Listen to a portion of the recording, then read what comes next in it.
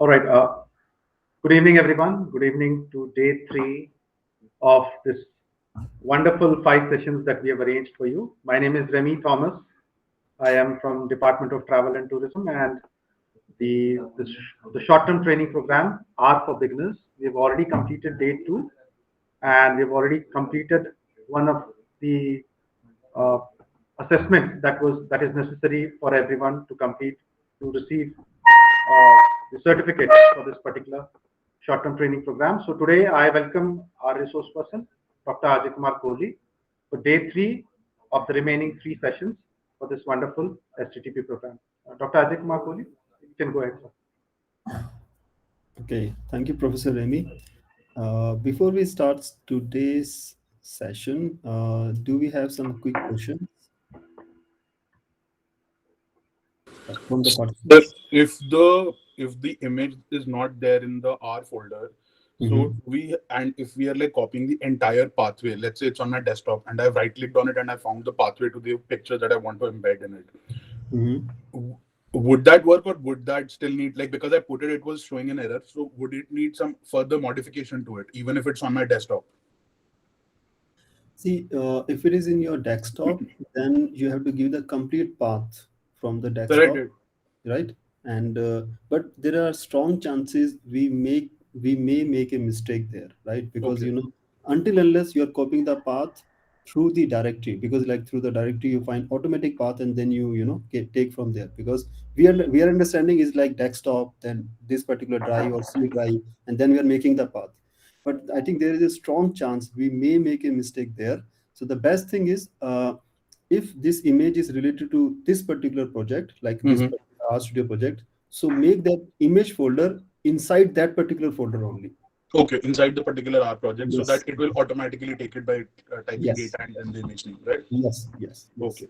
Okay. If let's say you have only one or two images, then no need to create a separate folder. Just Hmm. copy the images and directly you can just write the name of the image and R will read automatically. But let's say you have five, six images and you think you add more and you don't want to mix them with other files. So then yes, definitely it is a good habit to create a new folder with the name image or images or pictures as you prefer. And you copy all your pictures inside of that, and then when you are giving path, that time you have to write the image name, the folder name, and then the name of your image. Yes. Okay, sir. But you have to be very careful with the no, that is why it is recommended when you are giving any name in the or anywhere. Names means file of the name, data object name, data set name. Don't use capitals, because there is a strong chance we may forget to use the caps, and then we are breaking our head. Okay, where is the mistake, right? Okay. So use always small alphabets, no caps, and be consistent. Like if you're writing image or images, because even that one s, and you will be thinking I'm doing everything correct, but then where is the Oh, mistake? so So even like naming it across should be like a uniform thing, because we'll always be putting it in our code in the same way. yes, yes, yes. Because let's say in the case you are copying the same folder to another project, Yeah. right? So Yeah. no, it is just a good habit, because if you copy folders from one project to another project, and you have a good habit, you are writing always image or you are writing always images, then you need not to change inside the codes as well. Automatically it will take the path image and the image folder name and then your images, right? So it will save a lot of time. Okay, sir. Thank you. Thank you. And yeah, that okay, good. Any other question?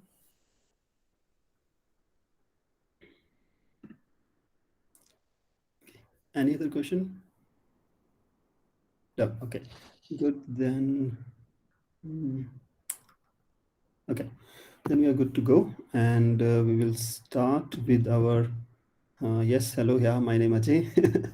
I will be taking this third session, and after covering the basics of R and R Studio and then dynamic documents using R Markdown, this is the third session. We are going to talk today about data visualization using ggplot2.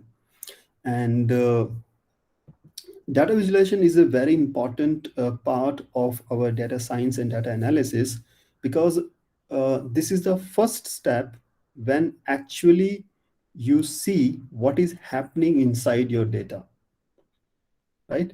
So like if there's no coloring of this, behind wool or the threads, you all they all will look same.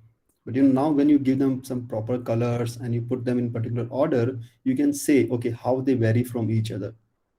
Similar way, as soon as we are ready with the data, like we are ready with importing the data in our tool, the first step is go for the visualization.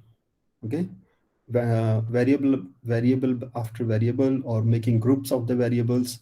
But the first step is, and which is the part of exploratory data analysis, that go for the visualizations, make different kind of plots.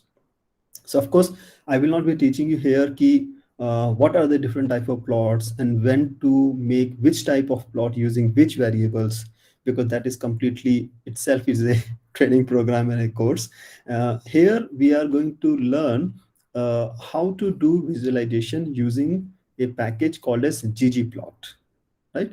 And the very basics of it, so that it will, if you start improve learning more on it, so your journey will be little easy. I won't say easy, but little easy, so that at least the basics key, how to write the code, what is it, the meaning of it, and we will get at least our if not a very advanced and complex visualization, at least a working visualization is in front of us. Okay, so that is what we will try to do. But as soon as your data is ready to import inside your tool, the first step is make the visualizations. Visualizations are very strong medium to tell you the distribution in your data, the patterns in your data, and how your data varies, right? Even including missing values, even including finding the outliers in your data. The very strong tool is visualization. So, and if we go as per our course progress, so we are here, so we'll talk about the visualization part. And like in the last class we talked how to communicate your document, so then at the end of the class we also put these plots back into our document, progress document, and see how to make it nicely a part of the R markdown document, right? Yes, but before that, this is the one part which was left from the last session. So I thought to include it now, and which is about the data, which data we are going to use, and what are the different features of this data, and what are the different types of variables, or what are the different types of data R can recognize. Okay, so we will talk a little bit about this, and then we will also talk which data we are going to use, and what are the different variables in that data. And I request all of you, if you can have a pen and paper next to you, so that you can make few name of the variables, if you can note down. So that will be very helpful for you, because like if when you're practicing the same thing when on your laptop, with this session, so that will be very helpful for, yeah. So yes, so first thing, the normalcy. Most of you must have heard about it. We expect that our data should be normal, right? But it is not necessary that our data is normal most of the time. Our data are skewed as well, like this one is, and and this is our normal data look like a bell-shaped curve. And what is the importance of normal data? Uh, it is let's see, when we use statistical analysis tests on our data, so and we have certain assumptions. Assumptions means when we can use which type of test on the data. So our data should fulfill some assumptions, then only we can apply those tests like regression, normal and ANOVA, correlation. Those results will make sense only and only when that data will fulfill some of the assumptions. And one of that very important assumption is that our data should be normally distributed. So that's why it is important. But yeah, so I think I will close this, otherwise we will lead to another statistical atmosphere. Yes, so but just understood, it is good if our data is, if not 100% normal, at least close to the normal, and it is making a bell-shaped curve. Okay. Right. So now let's talk about what are the different types of variables in R. So when you give your data to R, R can tell you, okay, in your data, you have numbers like 4, 55, 300, and R will represent them as integers, and it will show like I and T.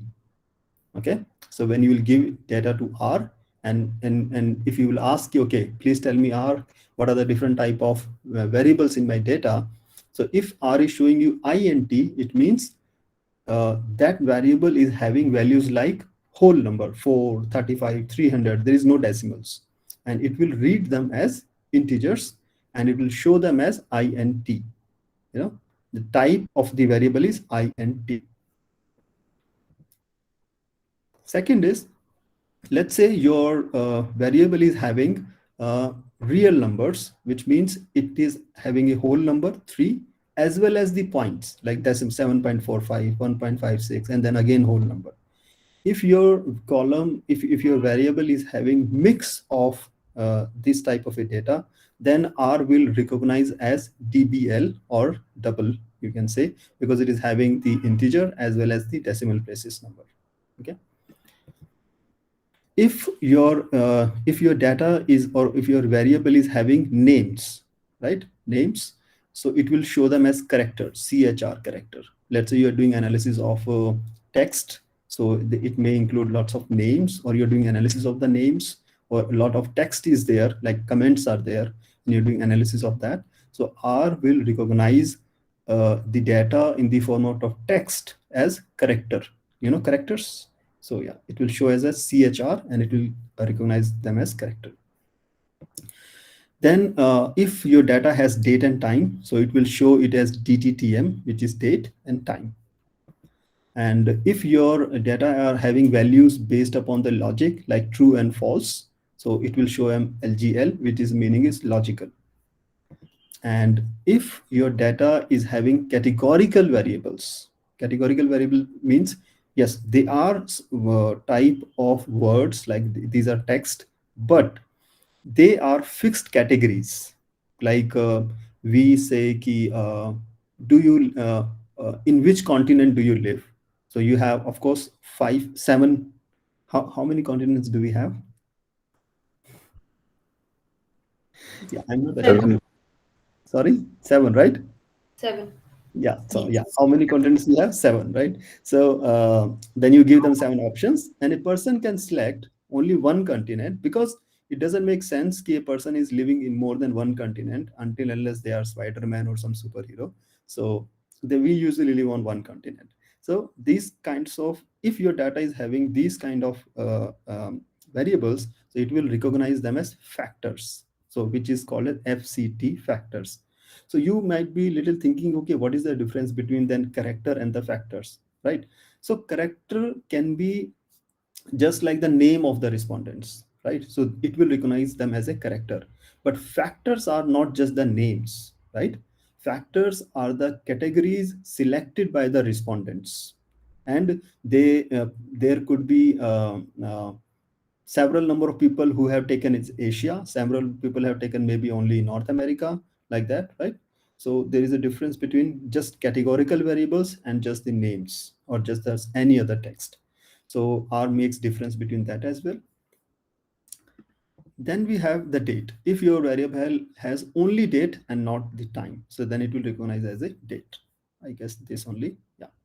So these are 1, 2, 3, 4, 5, 6, 7. These are the 7 types of the variable R can recognize, and which makes sense to the R. Either it will say it is integer, it will say it is double, it is a character, it is date and time, it is logical, it is factor, or it is a date, right? And it is very important to make sure that R is recognizing your data with the type what you think your data should be recognized, right? Because this particular variable is a factor, it is a categorical variable. So so as soon as you import the data, check, and I will tell you the function how to check what is the type of each variable when R is reading your data.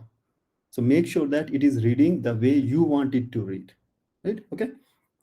So there is not much difference between integer and DBL. So it is okay if it, because both are numerical variables, so there is no issue.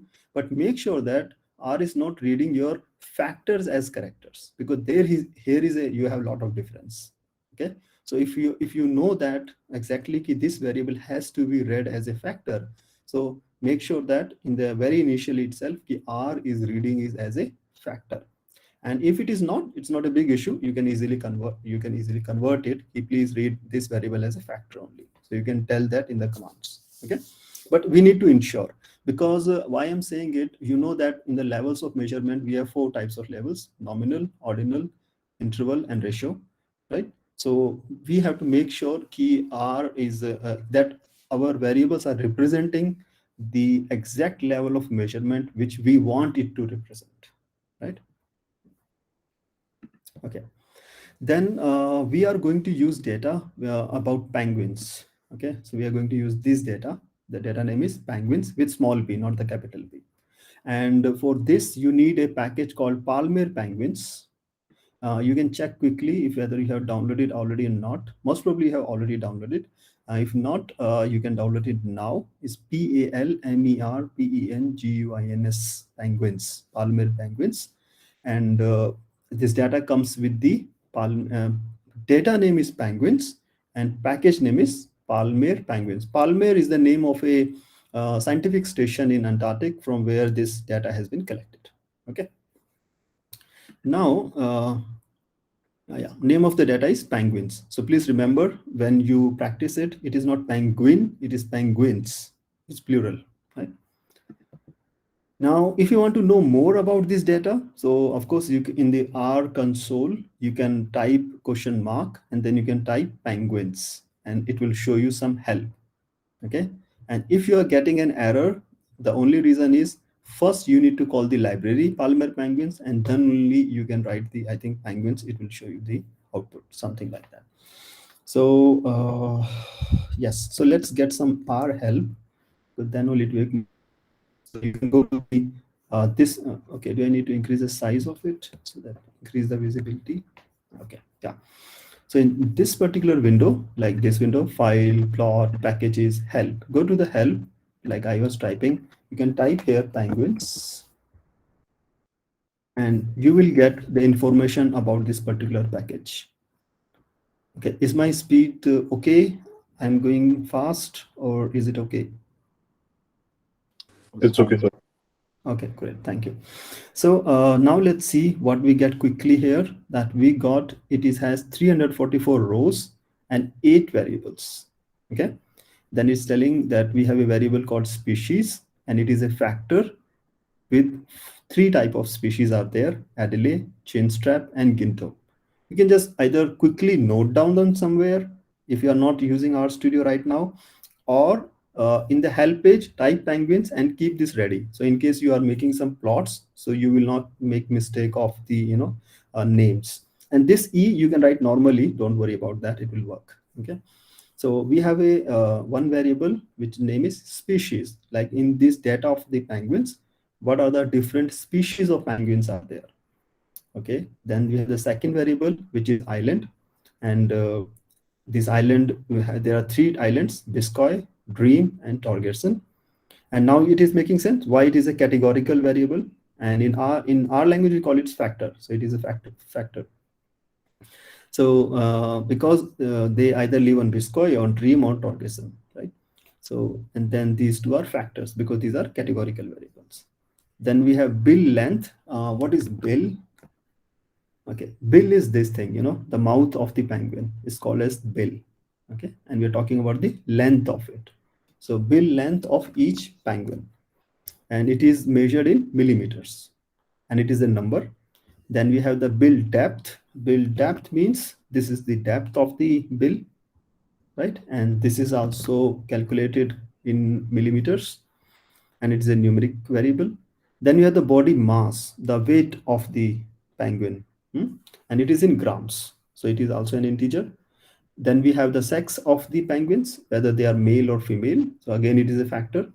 And then we have an integer denoting the study year, like in which year this particular data entry was recorded for this particular penguin. So in which year it was studied, 2007, 8, 9, or 9, right? So this is the data we have, and more detail you can find out here. Okay. And okay. Okay.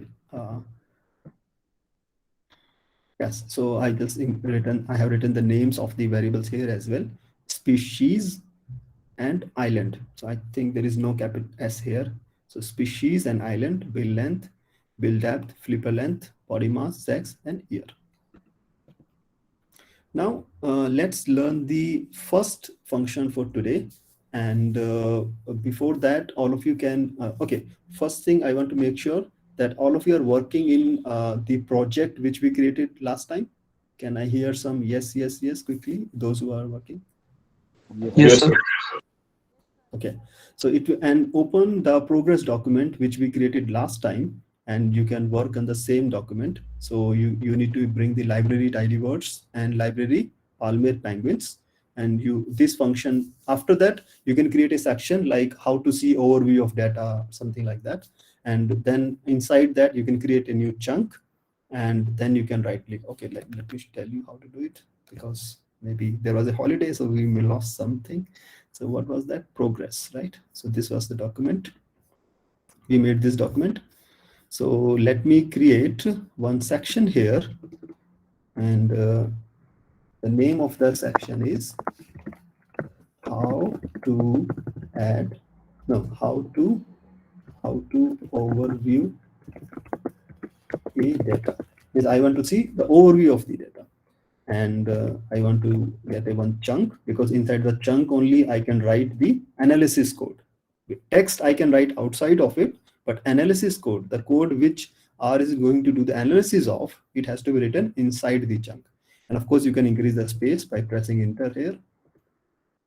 So now I think already library Palmer Penguin is there, already Cable Extra is there, already library Tiny Text is there, but I need to use library tidy words. This has a function called as glimpse, which will allow us to to see the overview of the data. So the function is glimps, glimpse, and the data name is penguins. And now if you save your data, oh, yeah, it is running. So how to have overview of data? Yes, so we can see a glimpse here. So now I'm going back to the slides so that we won't get confused. What are we doing? Okay, glimpse, and it is the name of the function, then starting bracket, ending bracket, and the name of the data. Name of the data is penguins, and the output will be something like this. Okay.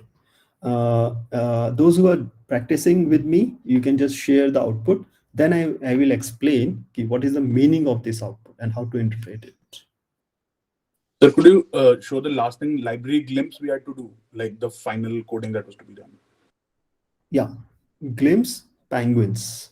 Glimpse is the name of a function, and we have to tell glimpse of which data? Glimpse of penguins data. So any data which you want to have a glimpse of, just we need to write the name of the data here. So it should be within chunk. Yes, it has to be exactly like this, the way I have written here.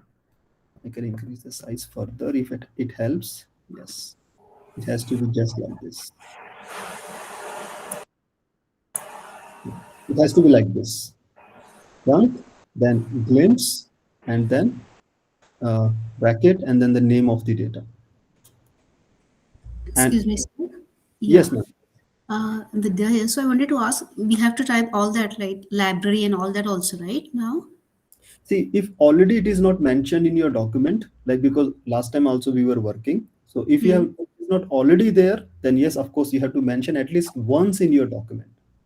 So No, what it's you not. can do is like, yeah, create one chunk at the top, and you can write all their packages there. Like I have mentioned all the packages here: Cable Extra, Palm, Mm-hmm. Tiny Text, Tidyverse. So any package I need next time, I will add here, so that later I know whether this package is active in this document or not active in this document. Okay, thank you. Welcome.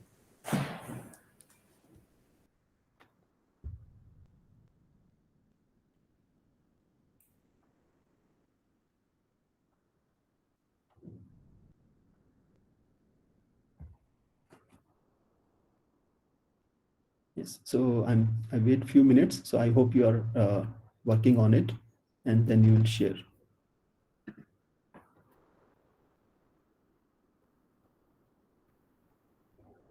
Because last time I used darkly, so it is showing me.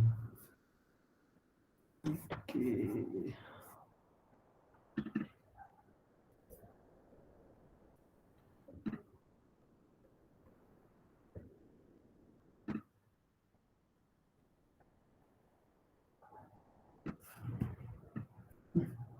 Let me change the theme of my slide.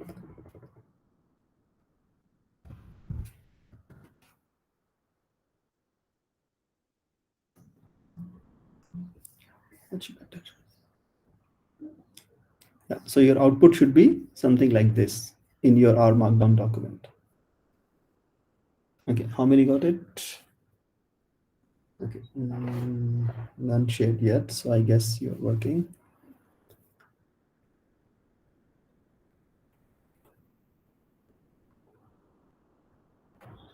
Okay, Celine. Celine, where is the output of glimpse? Okay, yeah, it's there below. Yeah, I can see that, yes. Yes, got it. Yes, Siddhant, cool. Very cool.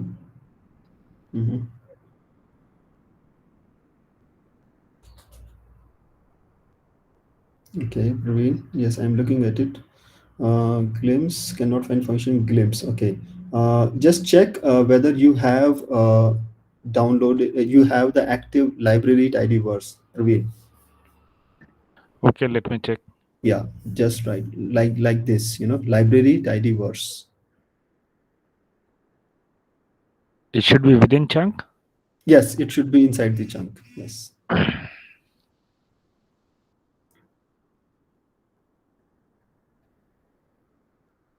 Yes, very nice. Fantastic. Okay, being time when you're working, let me just rephrase it again. If it is a text means R will treat it as it is. It is a text which you're writing. So that will go outside of chunk, right? But if it is a function like library calling or analysis part or plot part or the calling a image, so all that is which is the analysis part, where R has to do the analysis. So everything which you write for analysis, it has to go inside the chunk part. Like library tidyverse is a code for analysis. You go to the library and bring the tidyverse package. So it is a code for the R to do the analysis of, right? Text, it will treat as it is. So text, there is nothing of analysis actually. Okay, we are good, I think, till here. So now let me explain you how to understand this output. Okay. The first part is, it says rows are 344. And we all know that in our data, the rows indicates the number of observations, right? How many people you have collected the data, or how many, not necessarily people, like how many observations are in your data. So these are called as the number of rows. So first is telling you what is your sample size. The sample size is 344, because each row one observation, or you can say one sample, or you can say the one person. Okay, in case it is a data about the person, or in this case it is a data about the penguins, so each row representing one penguin, right? So here it is a data of 344 penguins. Then we have second line which says columns are 8, and we know in the tidyverse each column represents one individual variable. So here we have total number of variables are 8. So we have the data on 8 different variables, and we can quickly check like 1, 2, 3, 4, 5, 6, 7, 8. Yes. So sample size is 344 and number of variables are 8. So that is the first thing you should make sure it is matching to what you see, that you have number of respondents and you have number of variables in your data set. If you find something is wrong here, or R is not reading properly, so you need to check your data sheet again. Right? Now the second thing is R will give you a glimpse of each variable. Like first thing is, what is the name of variable you have written? So my name of the first variable is species. What is its type? R has read it as a factor. It is not the type what you told. It is the type what R has read it. So R has read it as factor. Okay. And next it will give you some idea of those factors. And we know that species are of 3 types, Adley and 2 more. Then it is showing you Adley. Few observations of the data. Similarly, it goes like island is factor, and these are some example values. Bill length is a double, because here we have the whole numbers as well as the numbers with the decimal places. And similarly, bill depth, flipper length, body mass, and then again sex is a factor because it has, these are categorical variable with male or female. Then year is an integer because there's no decimal places. Everything is a whole number. Okay. Now we also see somewhere written NA. So NA means these are the missing values. And in the data, these places are empty. Like maybe the penguin was in hurry and the scientists couldn't record that number. Okay. So might be, but because of some reason, we do not have this value, and which is very common in the data when we do research, that we have missing values because our questionnaire is very long, so people don't fill it, or our question is very sensitive, that is why people don't fill it, or sometimes we were not able to observe it just because there is a flaw in our research design. That is also possible. So there could be n numbers of missing values, but the point is we should know how much missing values we have in our data. That is also very, very important part. Okay, I guess we got some output again. Let me check. Okay, yes, good. Yes, Praveen, now it's good. Yeah, great. So I guess we are good till here, right? Now that was, and of course in R there are more than one way to do the same thing, right? And that is the power of the R actually, because maybe as per the purpose of your work, you need that data summary or glimpse in some another way. So let's say there is one more way to summarize your whole data, and which is called as summary. Summary is another function, and you use the first bracket, then the ending bracket, and the name of the data, and you will get output something like this.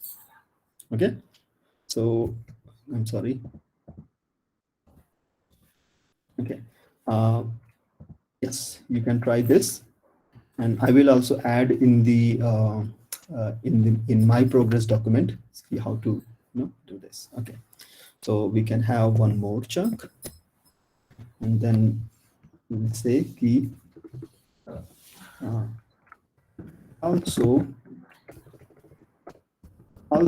see summary of data. Right? And what is the function name? Function name is summary, and data name is penguins. And if we save it, yes, we have an output. Okay. In the slides, the output is not very clear, so I will explain the output here itself. Shall I explain now, or I should wait for you to finish it?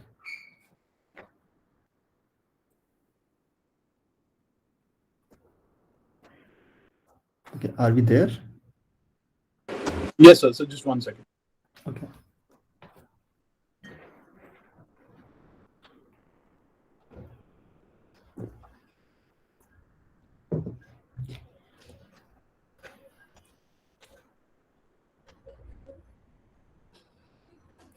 Okay. Okay. Being time when you're doing, let me explain it. What is happening here? So variable number 1. So it is giving us a summary of the data. Like in the species, we have 152 Adelaide species, Chinstrap 68, and Ginto 124, right? And this is the data for island. Then if you talk about the bill length, right? So bill length, because it is a numeric variable, So we have the minimum value, we have the first quartile value, we have the median value, we have the mean value, we have the third quintile value, we have the maximum values, and we also have the most important one, how many missing values. So for in this variable, we have only 2 missing values.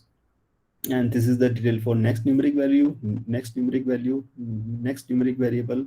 And then we have this factor variable, categorical variable, where we have female 165 and male 168. So, okay, so at least for the penguins, we have the correct gender ratio, almost correct. And but we have 11 missing value. So scientist was not able to identify the sex or the gender of that females. Now, there be so many reasons behind it, right? And yes, so I think it is a very nice summary, just to get a very quick summary how what are the few what do you say, measures of central tendency. They are called as key one value which represents the data, right? So okay, any questions still here? Please ask if you have any questions still here. Sir, suppose this is a penguin data and we have our own data set in CSV or Excel. So how to bring our data set for this summary output? How to import our own data, right? Yeah, right. Yes. Okay. So we can do one thing. I must be having some data with me, and we can quickly import. Yeah. So let's see. Okay, so let's add one more section. How do we import data? So first thing is that folder should be inside your project folder, RStudio folder. That is the first thing. So like this data folder, and you can see from here, it is in this R training folder only, right? Like if I show here, yeah, like see, this is the data folder. The name is data. And inside this, I have these different types of data. So now let's see, I want to bring, okay, there are 2 types of data, penguin raw.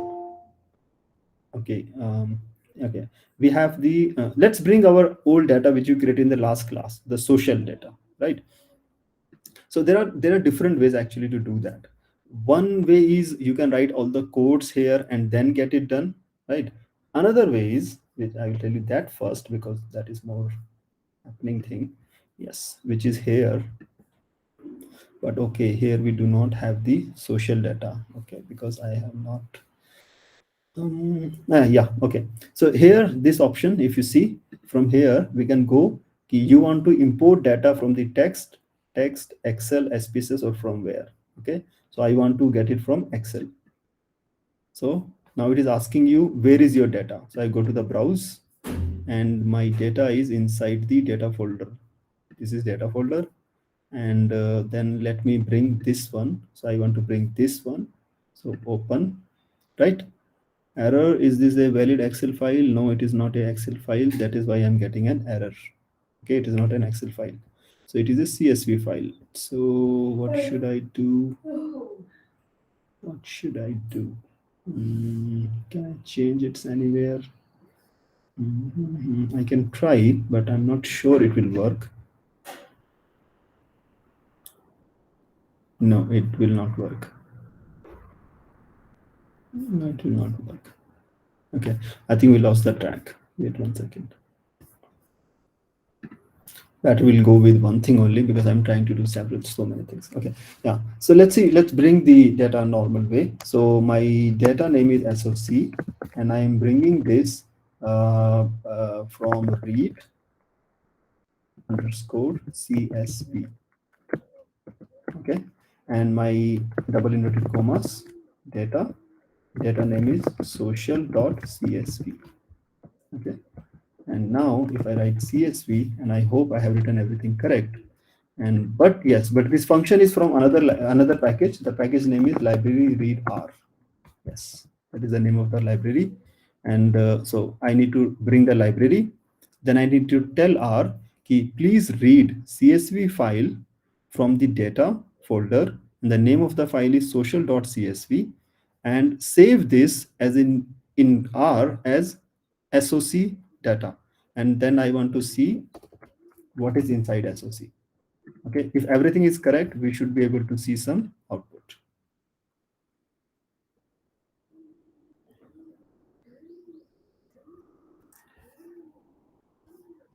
Okay, yes. If you see, now the data is with us and we have some numbers here. So it is recognized as DBL, double. This is also all double. Names as character, and these places also as character, and these numbers as also double. So we know that these places should be recognized as a factor, I guess, right? Or we do not have any appropriate variable for factors. So this way, actually, we import the data from our computer hard drive into the R. Is it clear till here? Yeah. Okay.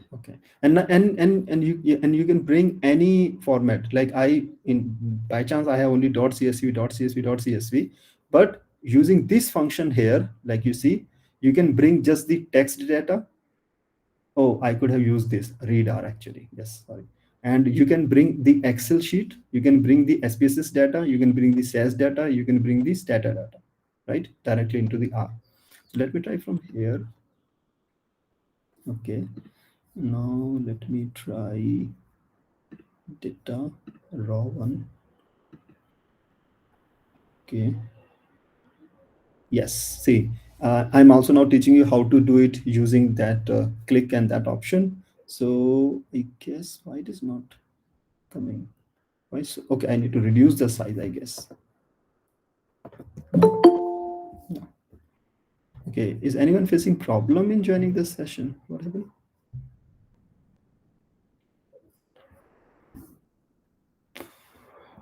I'm trying to reduce the size of window size so that I can make it really small.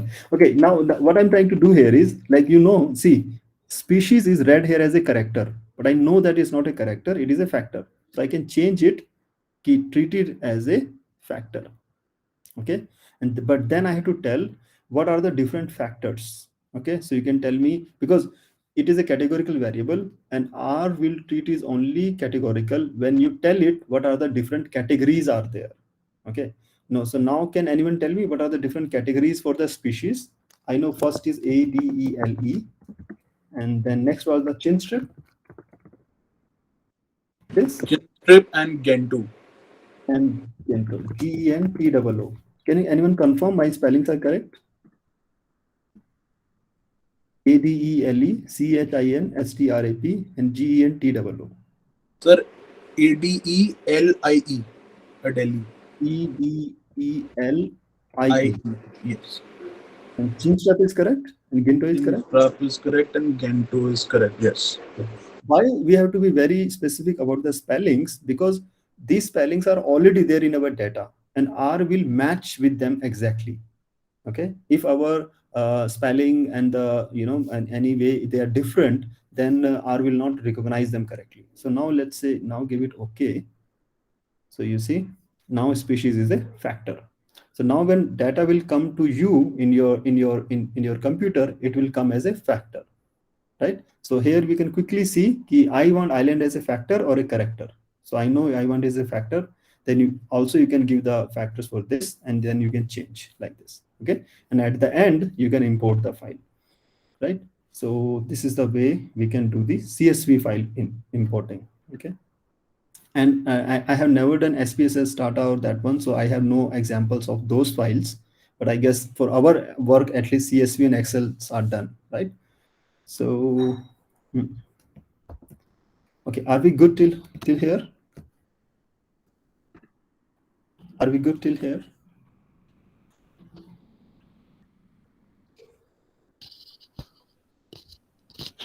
Sir, can you show us that last command to retrieve data using SOC? Yeah, that's fine. Yeah, please.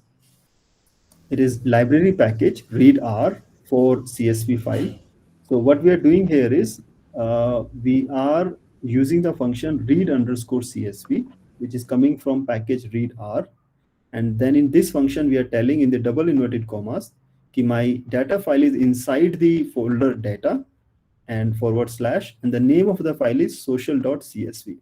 And hold this data, I want to store it in the computer with the name SOC. So now whenever you type SOC, you are able to see the data. So sorry, can you also scroll once, just one step, one line above? Like this or like this? Yeah, just that much. Okay, fine. Line Yes. 35 or line 35 I wanted to see.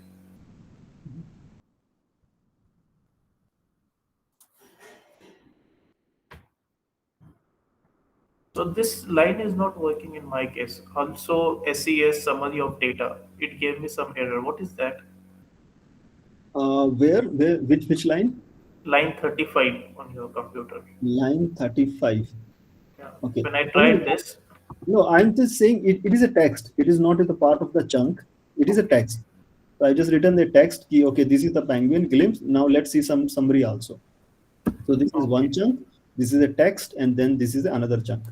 See, if you see, there is a gray area here. You can see this gray area here. Yes. Yes. So this gray area shows that you are working inside a chunk. When this gray area is not there, it means you are working in a text. Text. Okay.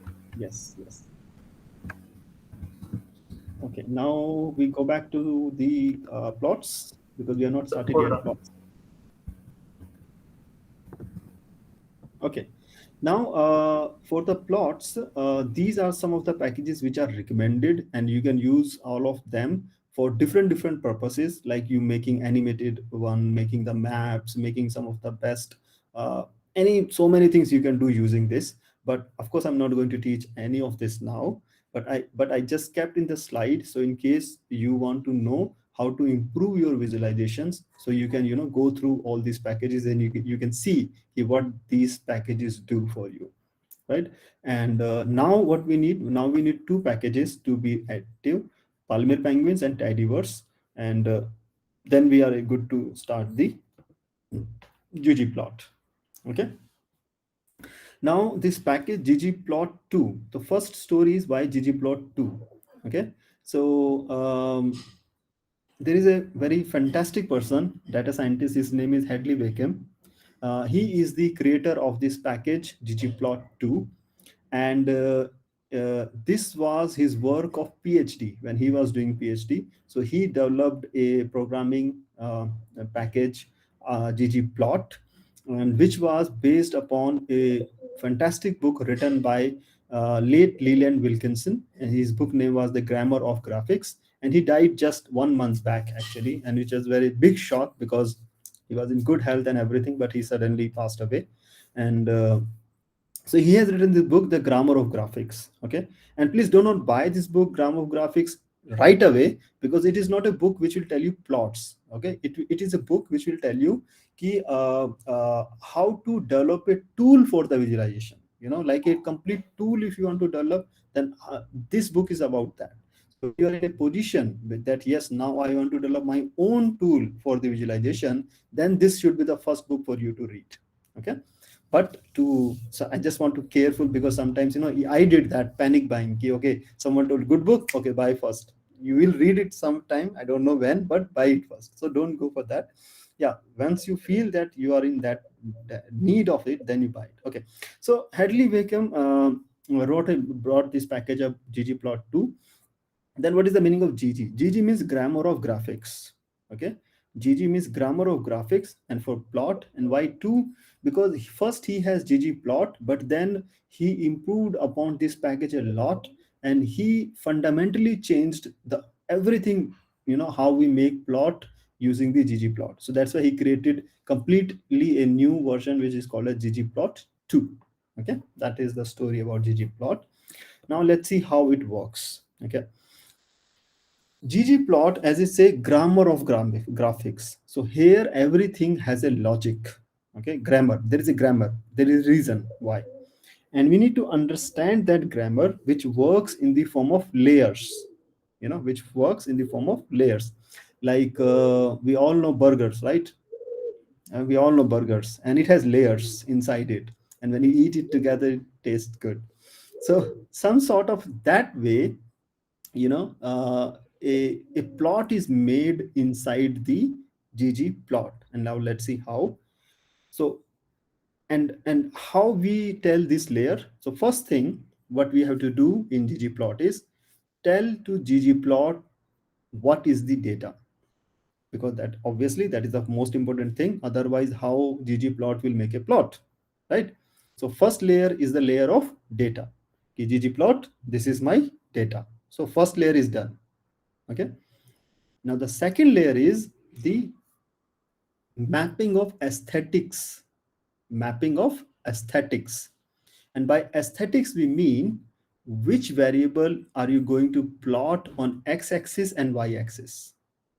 Okay, because they will decide how what type of plot and how aesthetically what shape, what how your plot will look like. So the aesthetic measurements, which is called mapping.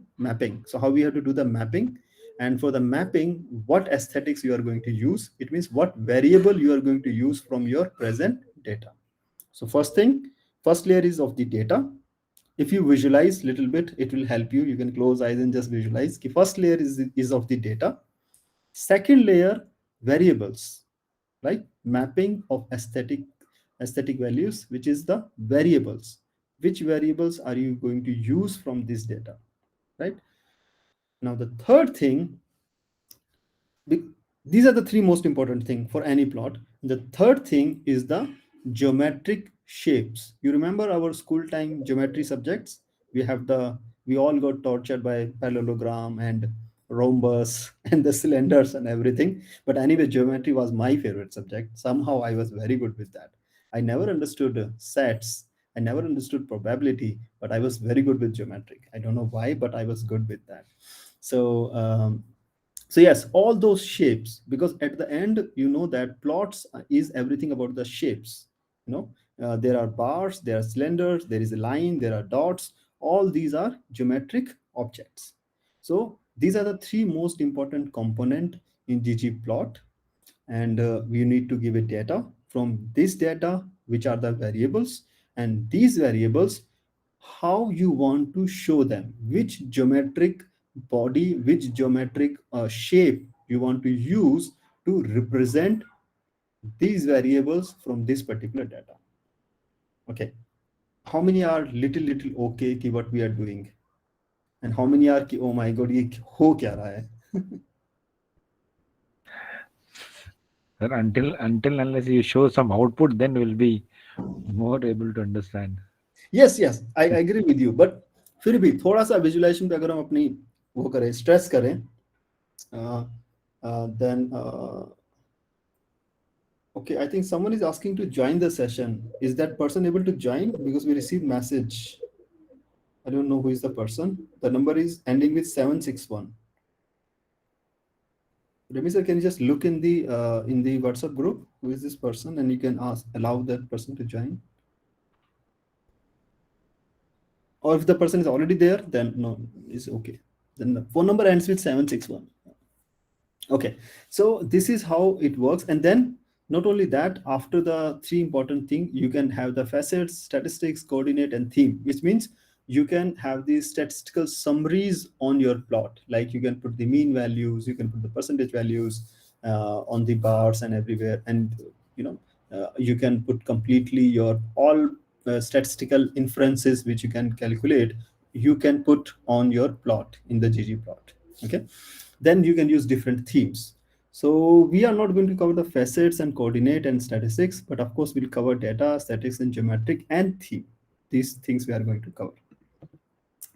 So the three most important thing for the key components for ggplot are data, aesthetic mapping, and at least one geom function. Geom function means geometric function. Okay, which shape you want it to use. That is the three important things should be there for any data to take some shape or to show you some plot. Okay, so we will cover them one by one. So the first thing should be data, right? So data, and what code you should write? We should write like ggplot function is starting, then the data equal to penguins and function closed. Okay, all of you write this and then save your document and let me know what is the output. Is your output just like this, an empty playground? So could you go back to the previous one?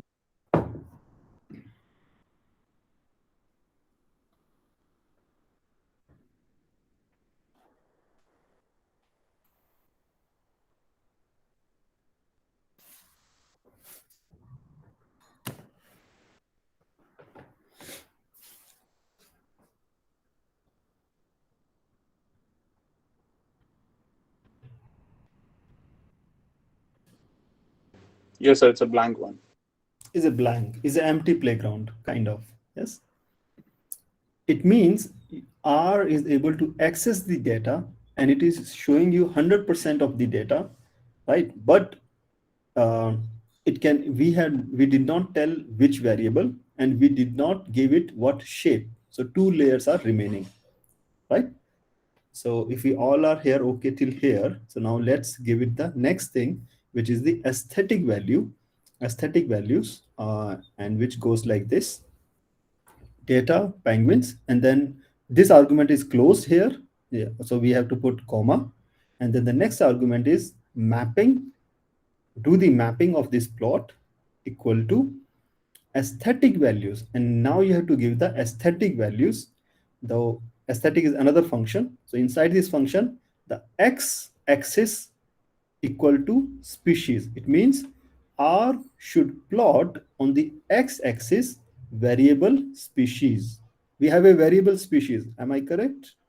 We have a species variable in the data. Do we have or we do not have? Yes. We have, right? So we are not wrong here. And then bracket closed for all the functions.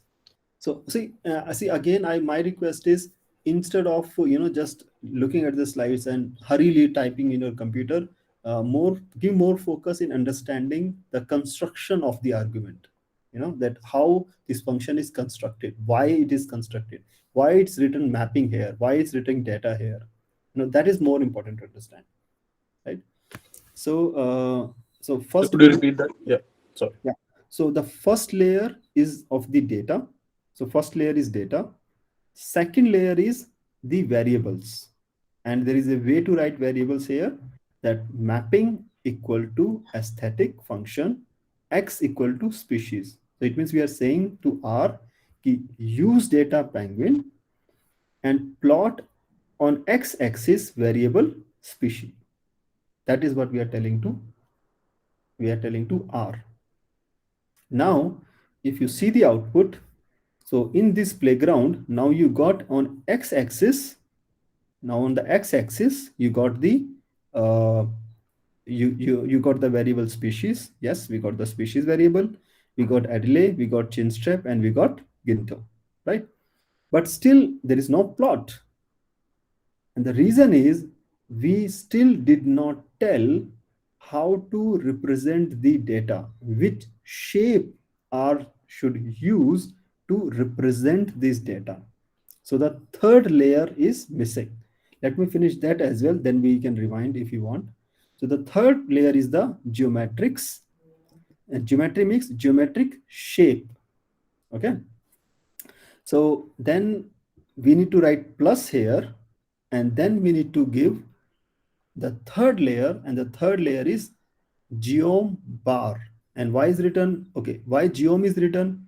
Geom is a short form for geometric object or geometric shape, and bar is written because species is a categorical variable, and for categorical variable we can make only bar chart, right? And this is a short form for the bar chart, geom underscore bar and function. Now if you run this, you will get an output like this. Okay, now I will just quickly explain everything one more time so that we know what is happening. So we need to give 3 key components for the ggplot. Number 1, the data. Number 2, the aesthetic mapping values. And the number 3, a geom function layer, means geometric shape function layer. Data, variable, and the shape which we want. 3 things we have to give. So first code, we have given the data equal to penguins, and we got just empty because it is showing whole data. R has no clue which variable, which shape. So in the second layer, we told, okay, this is the data, but keep x equal to species, means on the x-axis, you have to plot the species. Okay, it has done that, but still we have not given using which shape, right? In the third layer, sorry, in the third layer, we told the data is there, variables are there, then add it to the layer of geom bar. Okay, now one of the most important thing here is this plus sign. Okay, over adding it and not adding it will give you an error. Okay, now just remember कि after this, after telling the data and after telling the mapping values, every other function you will add into the plot, you have to add a plus. Okay, like geom bar plus if you want to change the theme, geom bar plus if you want to change, add some statistics, geom bar plus if you want to change the size of the plot. Okay, now let me take some questions from you, and I will be happy if you are working and you want to share the output as well. Yeah. Okay, first ask me the questions. You leave the output. First you ask me the question.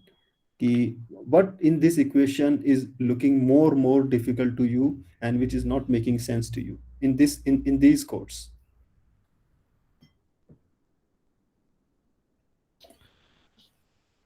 So first of all, is everything should be written in chunk.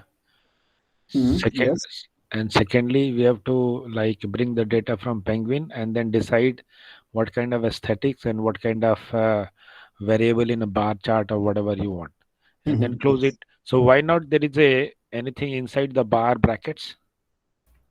Yes, because we have not made any changes now. We are happy with the default plot that we'll get. Like default plot is this size, this color, and this background.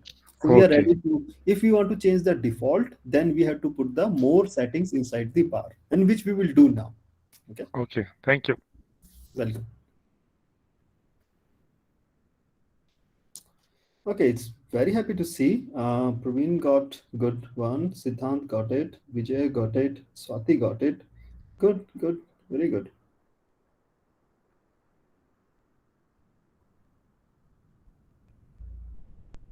Okay, I will also share one more tip here. One tip is whenever we are adding a new function, take it to the next line. Like you have written plus here, after that press enter. So automatically your code will go to the next line. It is good because your code visually becomes, easy to you to observe. Okay, what is happening? And another benefit is it is easy for R to tell you in which line there is an error, where you are making a mistake. Okay, so it has those benefits. Okay, who else has shared? Celine, okay. Celine, is it coming still vacant for you? Why? Okay, Upinder is getting an error.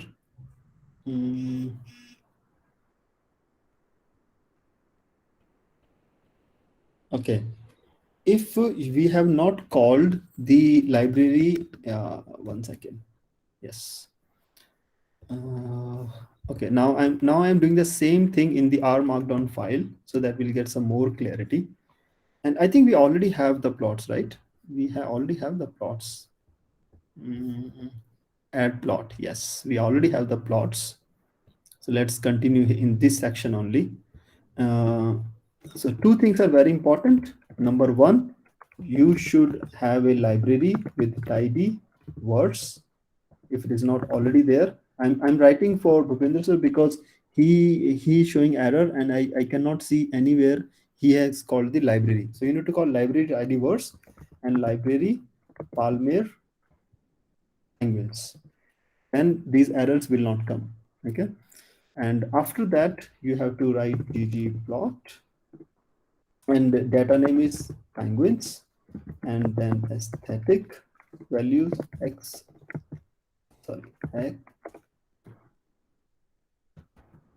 x equal to species, right? And then plus, and then enter. So it go to next line, and I want geom bar. Geom bar. Yes. Now if we go,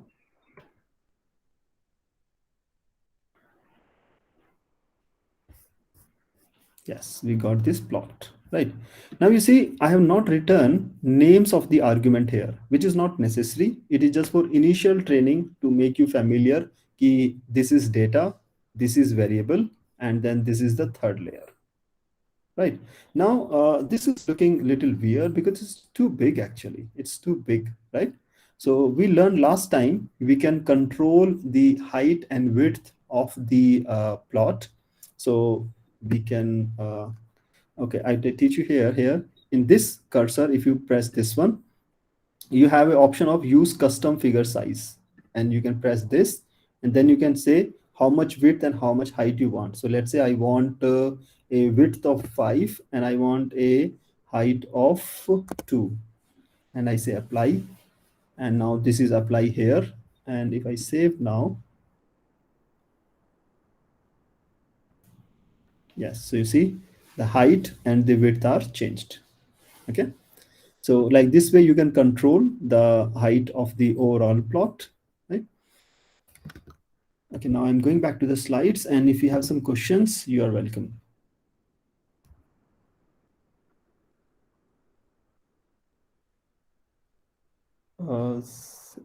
Position stack.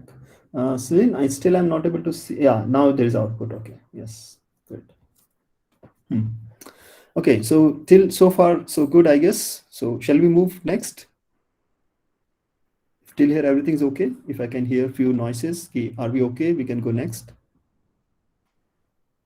Yes, sir. I also had a question. Like, if we are running a particular chunk and we have already called in a library, so the chunk is not going to take that library into account while we are running it, right? See, it will not influence anyway if you write the library 2-3 times. Only thing that it will slow down the processing time, because it has to read the library 2-3 times, right? So your nanosecond by nanosecond, it will increase your processing time. That's it. Other than that, it's not going to influence no other way.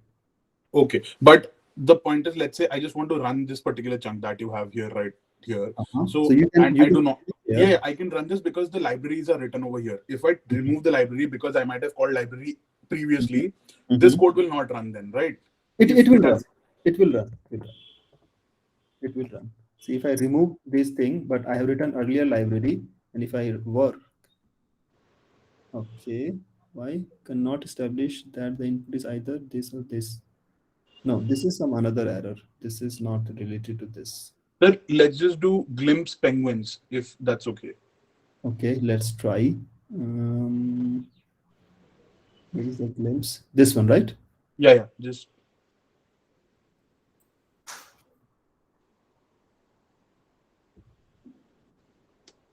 It should not take this much time.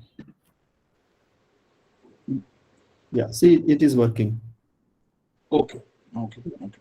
Now let me try that plot as well, because the reason was something else. Let me try why. And that it is, I'm very happy that you are exploring the options on your own. That is very good thing actually. I got it. That must be the reason maybe. Let me see. Yeah, you see the plot is there now. Okay. What happened? Like, why was the what did that do? Like, in that command chunk. So, like, why was it previously creating an error, and after we wrote a plot, it got fixed? See, because earlier what happened? I gave now the code chunk a name, and I put the comma. Okay. That was the difference. I think even if I don't read the name, but I need to put comma, I guess, then only it should, then also it should work. Yes. Okay. But you see, if I remove the comma, then it will go error. It will show. No, it is still working. Okay, so the issue was something else actually. So the issue was something else. I don't know, but sometimes. Yeah, but it's a very good thing that you are working on your own and exploring the options. See, this is one good option. Instead of documenting the whole document, because sometimes you are working on a long script and you want to see the output immediately whether you're doing right or wrong. So you can run the code chunk here itself, like run the present chunk, and you can see the output whether you are happy with the output or not, right?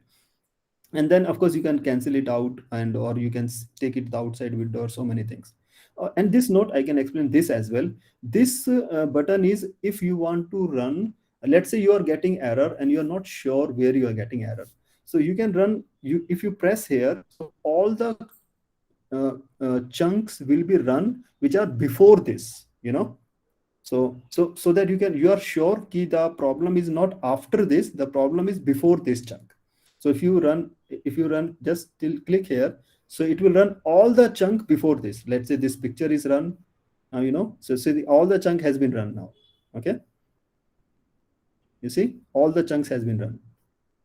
So these are actually very helpful things when you have a long document and you want to make sure ki everything what you are doing is correct. See, once you start getting error, then we get actually mad ki why this error is coming, because sometimes we are making some silly mistake and we are not able to spot on where it is. Yeah. Okay, can we go to the slides now? Okay, are we there? Yes, sir. Okay, great. So now see, I did not write the name of the argument, right? I did not write the name of the argument, and still we get the output just like this. Right. Now this is an exercise for you, and I guess most of you are able to complete the first one, so you should be able to do this as well. So this is a bar chart, but for a species island. Okay, so without looking at the code, all of you just use your memory and try to write the code, and let's see how much it will take. So it is a bar chart but for a variable island. Okay,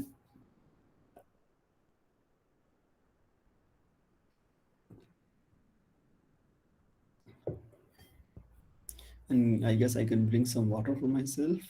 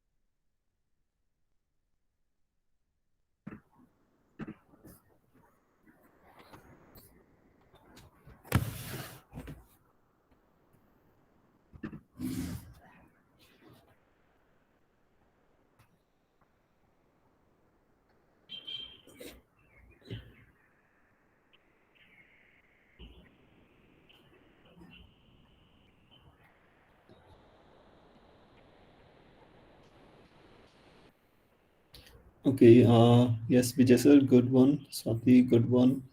Siddhant, good. Praveen, good. Yes, fantastic. Yes, we're making good progress. Sir, That is, just one thing. I please. tried to take the plus geom bar to the next like line by putting an enter. It started showing me an error. Yes, yes. Because R lost the connection between the codes. Okay, so sir, how do we make it more aesthetically pleasing? As you were saying that like sometimes we can just take it one step down so that it looks better, like we know the codes. No, just take one step down. Do not give more than one line gap. Sir, I did. I just took it one step down. Even Okay, then, it was just showing. show me Yeah, the. just one second. Yeah, just one second.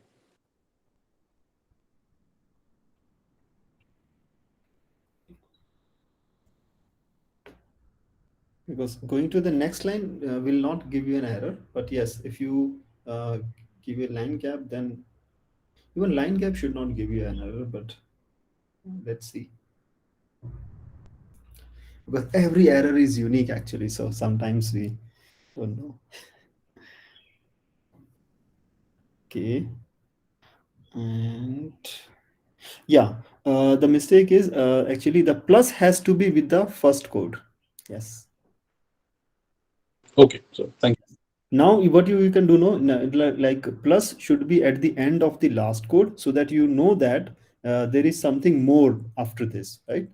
And then in the next line you can write geobar. Okay, sir. Yes. Yes, Professor Dolly, nice. Good.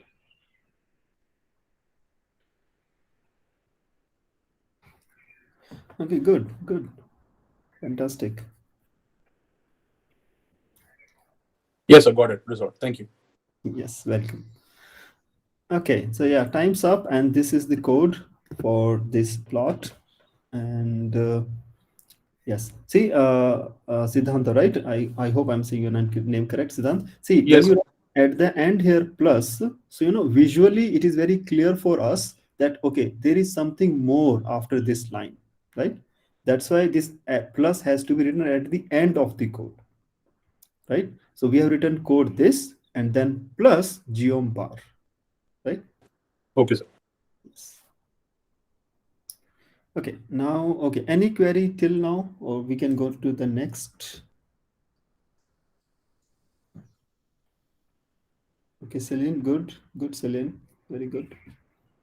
Okay, let's go to the next. Now, how to export plot to your computer? Of course, it is a part of your document, but let's say this is the only plot and which you want to share it somewhere, just the plot, and you want it in your computer as a separate plot, not as a part of your document. Of course, even from your document as well, you can control as what you say, right control on the figure, and you can save as a figure.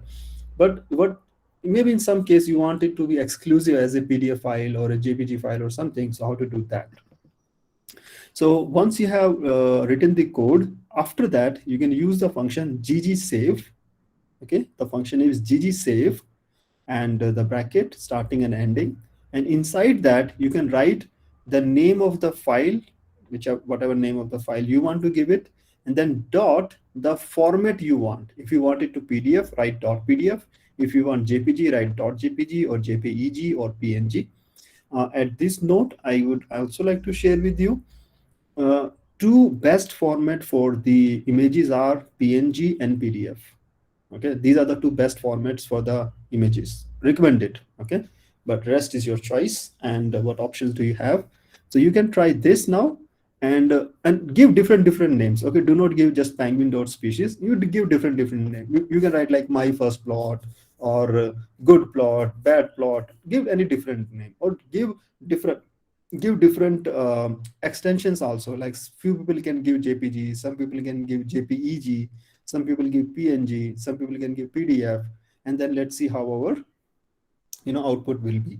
And the output will be saved in your project only, right? And as we did not tell here in which directory to save, so it will save in the your main directory folder, the folder in your project folder. Okay, so the project folder, it will be saved. If you give here direction like data and then under forward slash, then it will save this file in the data or the images, or if you want to write output, then it will go inside the output only. Like this way we can try. Okay, people can just say yes, yes, yes. Are you successfully able to see output created Yes, sir. in your computer? Okay, one Siddhant. Okay, Sir, I got it in JPEG. JPEG. Okay, great, good.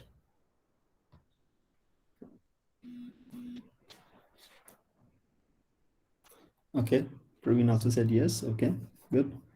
Okay, now let's go to the next. Now let's add some color, and we have 520. So I think we have quite slide. So now let's add some color to our bars here.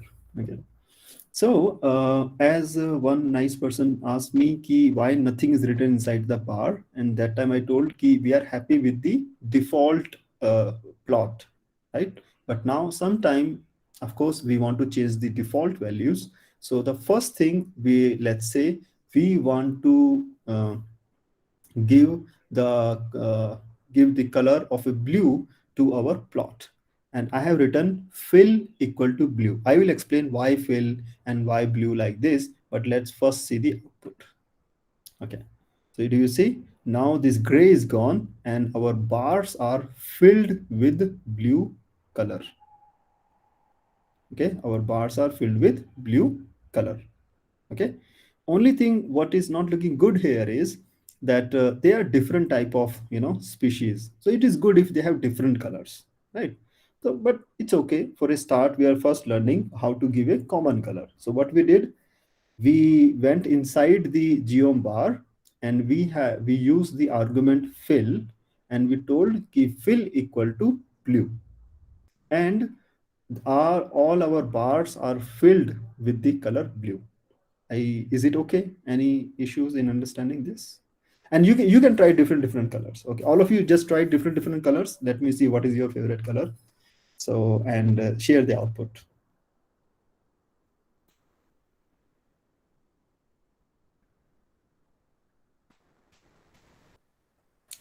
And just be imaginative and use some color the way you like, and just try whether R has that color or not.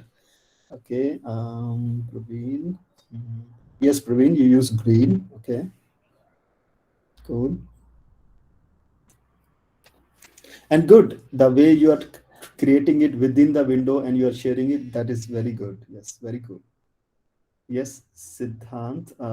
Yes. And what color you have written here? Pink or like violet or magenta? Sir, purple. Purple. Okay, purple. Okay.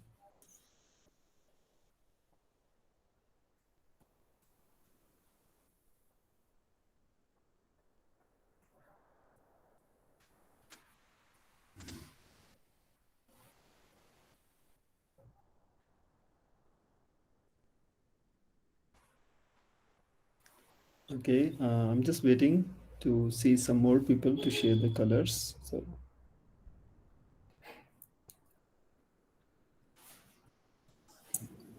Excuse me, sir.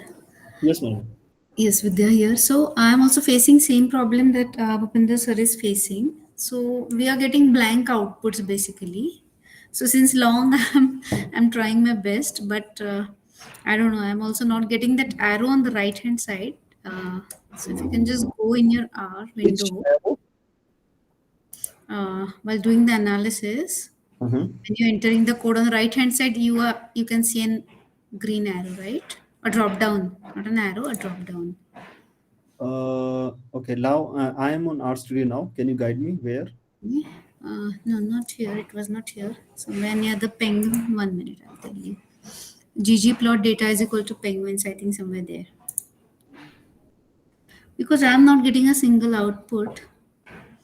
Okay, there could be n number of reasons for that actually, but Yeah.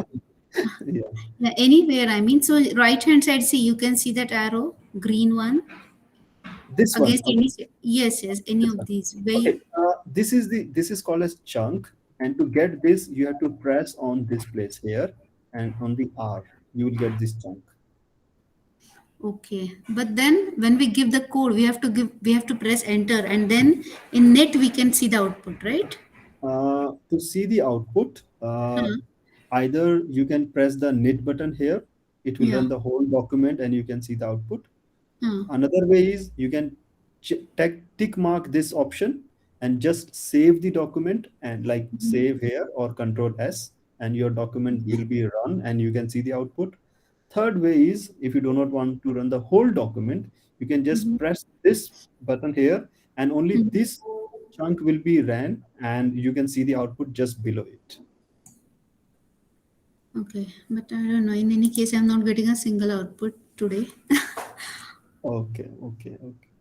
Let's But see if we left yeah. with some time, so we will look at it, okay, what is Yes. happening here. Okay. Yes. So Thanks. okay, so all good. Yes, fantastic. We are seeing the different favorite colors of a hair. Fantastic people here. So yes, we only clash with two people who got orange favorite. Same. Celine only. Okay.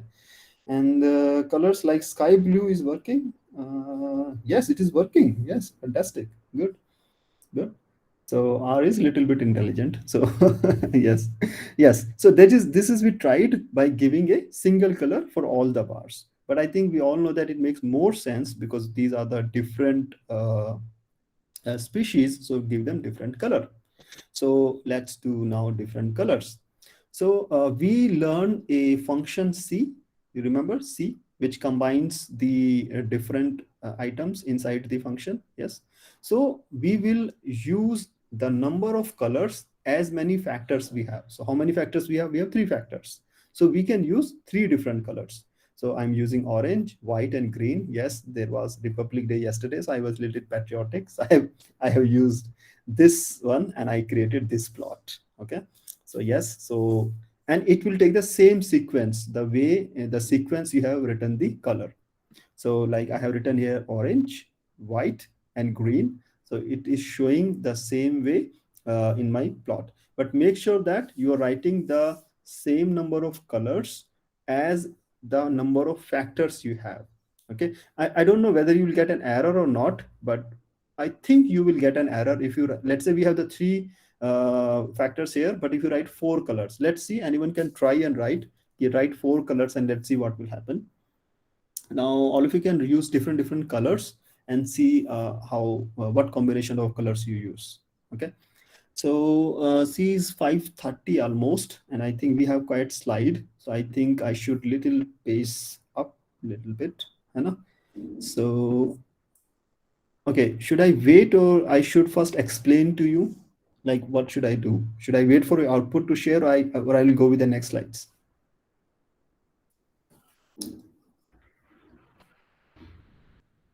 Hello. Okay, are we there? Yes, sir. Okay. I was asking, like, how should I go about? Should I continue explaining or you want to practice the output? Yeah, we got Yes, sir. from one more Republic from Praveen. Yes, Praveen, good. I So think I can you should, again show that command? Can you please yes, go to the studio? yes.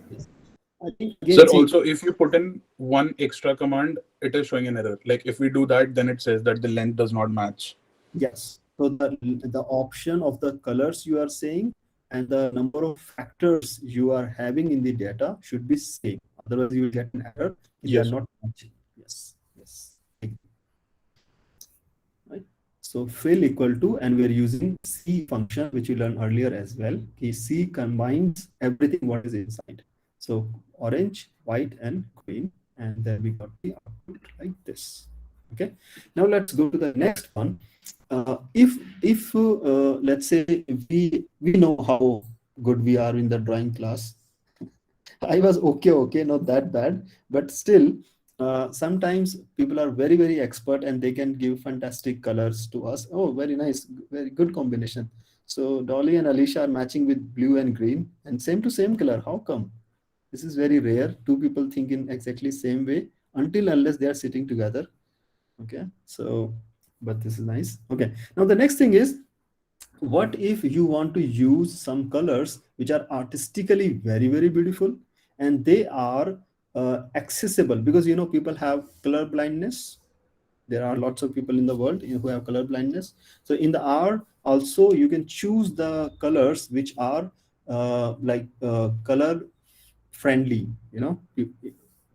So that way. So let's say how to go ahead with that. So we have two very famous packages for that. One is called as R Color Brewer. R is capital, C is capital, B is capital, because you have to install it. That's what I'm telling you. R Color Brewer. And next is Wes Anderson. Wes Anderson is a famous series I saw on the GitHub. I just on the GitHub. It is some, I haven't watched the series yet, but I heard it is some famous character, and from that also they have taken this, you know, palette. Now, what is a palette? Yeah, you must have seen this picture, something like this. This is called as palette actually. You know, artists take this and, you know, they take the color and then they do the drawing. So this same word is used in the ggplot as well. And we can take these different combinations of the colors. Like if you write color equal to this, then it will show the combinations like this. So if you write reds, it will show the combination like this. If you write greens, it will show the combination like this. And there are many more which are somehow, you know, inside my slide, so I couldn't, you know, write everything there. So let me write in the R marker. Why not? 1 second. Where is that? Okay, summary, panel, packages. Okay, it's somewhere here. Palettes. Actually, I just want to show you the complete list of the palettes. I'm just searching for the code so that I can show you the complete palette list. Yeah, here it is. Yes.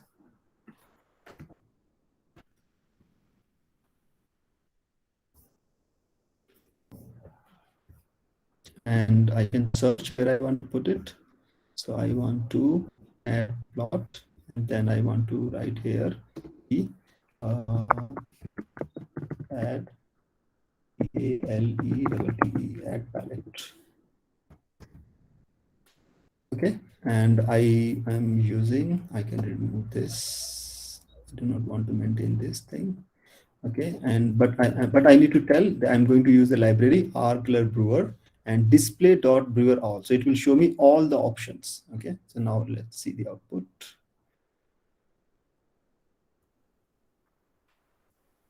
Okay, see, these are the different options, but again, these are not correct. So let me increase the height of it. So dot height, and let's make it 15. Then we have a little longer. Yes, now yes, better. Okay, now you see, these are the beautiful color combinations which are inside the, okay, are you able to follow me what I'm doing and what I'm talking now? Are you able to follow? So what was fig.retina for? Yes, sir. Siddhant, can you repeat, please? Sir, what was fig.retina for when you wrote fig.retina? Like it is, you know, in the image we have the retina quality, like how much sharpness we want in the plot, in the image. Yeah, so it decides that retina, you know. So the retina 3 is a quite good quality of an image, you know. Yes, so okay. I want it to be good. See, if I just remove this, you'll see then the quality of the image will change. You see now, no, not here, where is it? Yes, see, you see now it is quite sharp, very sharp. But if I change this, let's see. Now you see it is not that sharp actually. I'm able to get little bit. Maybe I'm not sure whether you are able to see that. Yeah, but there is a difference. So you can make the pixels value. You know the pixels in making it more dense and quality. So it is Okay. about the retina feature actually. Okay.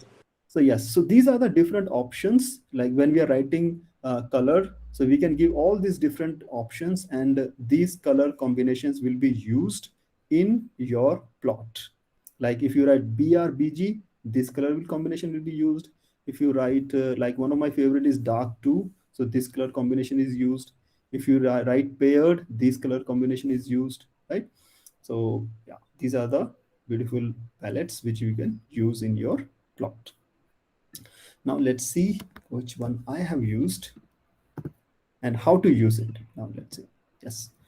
Now let me give a quick recap. नहीं तो आप सोचेंगे हम क्या लिखते जा रहे हैं. So first thing is this: I have added library color brewer because I need to use the palette from that. This we already know. Data is penguin. This we already know. Mapping aesthetics x value. What is new here is this fill, and what is new here is this one. Okay. This also we already know. Geom bar equal to this. Okay. So I made here two changes. Number one change is fill equal to species, which I've written here. And then I've written here function is scale fill brewer palette equal to dark 2. So first I will explain this, why I have written here fill equal to species. See, earlier what we were doing, earlier we were manually telling ki fill the geom color with bar blue, with the color blue. Fill the geom bar with color 1, 2, 3, right? And we are writing everything here. Okay, we are writing everything here.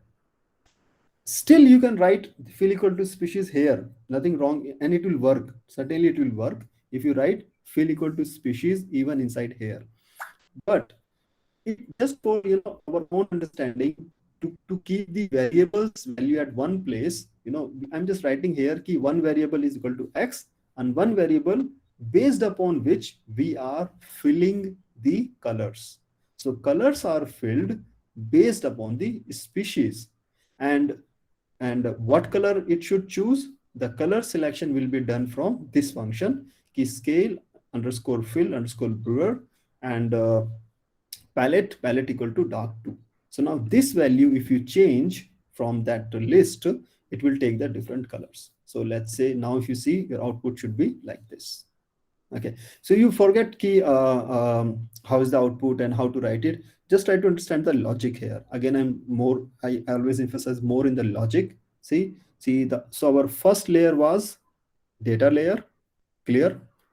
Second layer was the variable, clear. Third layer was the geometric shape, clear, done, right? That was the default, and we got the value also. We got the plot also, but now we want to make changes as for the colors, right? So first we made the change by manually giving the values of the colors. Okay, change it like blue, fill it with green, or just add 3 different colors. But now I leave the thing for the R to do it, Okay, now, okay, you do one thing. You just write fill equal to species and do not give any color, and then you see what is the output. Okay, just tell fill equal to species and do not write this one. Do not write. Okay, this part you should not write, and then you see the output. And all of you should try this.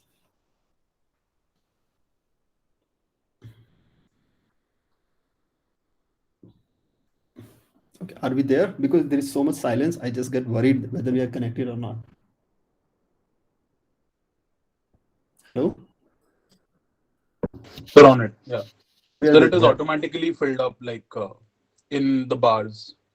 So R has automatically, right? Sir, your voice broke up in the middle. One second, actually I lost the data. That is why I'm asking you. Okay, can you hear me now? Yes, sir. So can you share the result, please, Siddharth? Yeah, one second. Yeah, because then others can also see what is happening.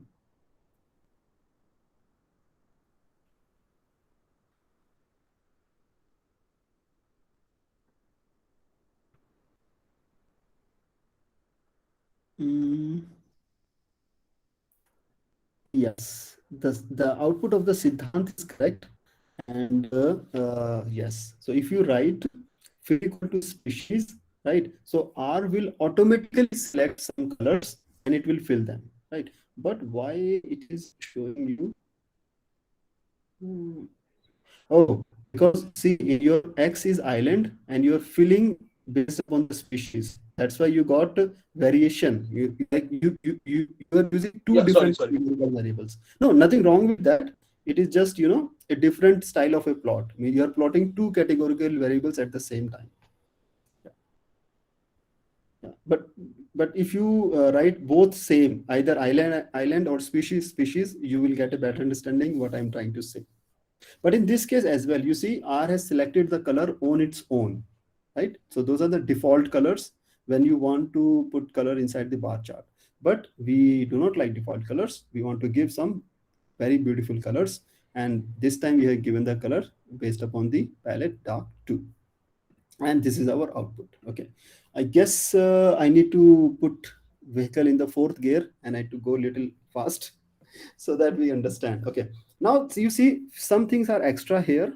Few things are extra here. Okay. I guess I just ask all of you for the attention here, and we can stop the output for a time being so that we can just, understand the concepts what we are trying to cover in this session. Okay.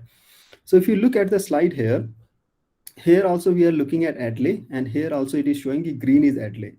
So this is called as redundancy in the plot. And it chart an information which maybe you are liking it, but it is not required actually. So how to get rid of the information like this? Okay. So how to remove legend or change its position? This is called as legend.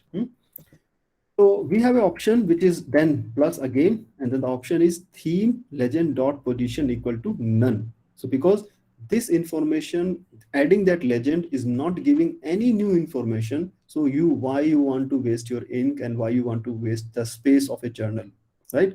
So just set none and this thing will go away.